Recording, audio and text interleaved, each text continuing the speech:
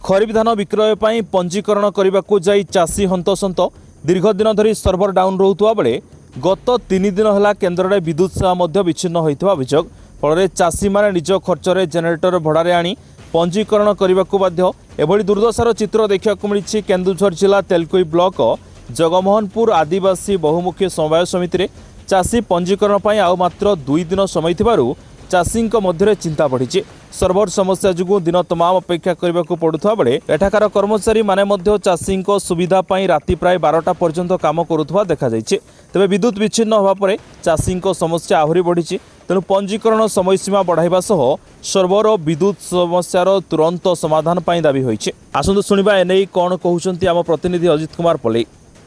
दर्शक बंधु आम आसी पहुँची अच्छु तेलकोई ब्लॉक जगमोहनपुर पंचायतर जगमोहनपुर लैंप ठारे एठारे आमे देखा पाइलु दिन तमाम ता व्यतीत राति तमाम मध्य काम चली कृषि मानक पई। जदि आमे देखिबा सरकार कहउछंती जोगाण मंत्री कहउछंती चाषी मानक पई सरल पंजीकरण प्रक्रिया आरंभ हो जाइछि अति सहजरे से पंजीकरण करें किंतु वास्तव में जदि आमे देखिबा तार उदाहरण स्वरूप यही जगमोहनपुर बहुमुखी समवाय समिति आम देखा पाइछु जहाँकि विभिन्न समय सर्भर डाउन रोची एवं सबुठारु बड़ कथा है आज को 3 दिन हम एठारे मध्य विद्युत विच्छिन्न हो जाइछि तेणु चाषी माने अनेक समस्यार सम्मुखीन होउछंती हंतसंत होउछंती दूर दूरंतारू अनेक चाषी माने आसुछंती एवं फेरी जाउछंती निराश रे।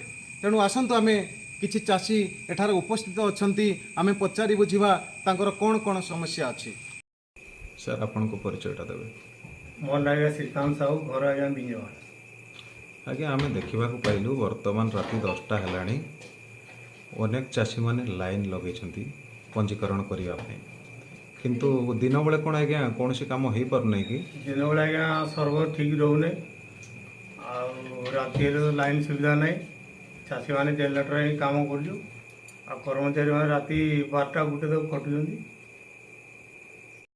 आपण को नाटा कहबे आज्ञा अनखिला घर कोठी सरवाड़े एते राति रे सब माँ माने एठी लाइन लगेचंती चाषी पंजीकरण करिया पई दिन बेले काहे के आसुनांती आज्ञा आज्ञा दिन बेले तो नेट चलना राति रे तो लाइन ना लाइन नहीं आज्ञा ताले कोन केमती व्यवस्था करिके वर्तमान पंजीकरण करूचंती बहुत हैरान आज्ञा जेनेरेटर रे। आज्ञा अच्छा सरकार कहउचंती चाषी मानक पई सरल पंजीकरण हो जाइछि सरल प्रक्रिया रे पंजीकरण हो जाइछि किंतु वर्तमान आमे देखुछु अनेक लोक हंतसंत होउचंती सर्भर केतेबेले सर्भर डाउन रहउछि तो वर्तमान आमे जहाँ देखुछु आपणकर जगमोहनपुर ठारे एठारे विद्युत मध्य विच्छिन्न हो जाइछि तेणु कौन कहबे आज्ञा पूर्वरु भल थिला ना वर्तमान भल अछि पूर्वर आज्ञा भल थिला पूर्वर भी भत्ता फता ठीक मिलुतला एने अटकी अटकी जाउछि कोन असुविधा मिलुछि।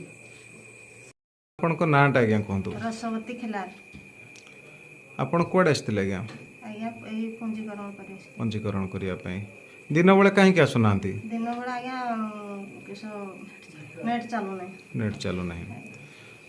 अच्छा वर्तमान अनेक चाषी अभियोग आनिछंती पंजीकरण करिया पई अनेक समय लागुछि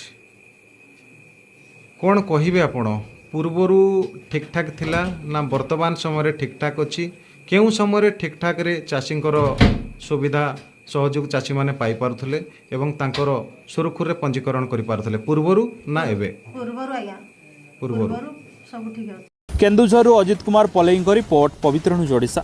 जदि आम भिडियोटी आपंक भल लगिला तेबे लाइक शेयर सब्सक्राइब फॉलो करने भूलु नहीं। नमस्कार।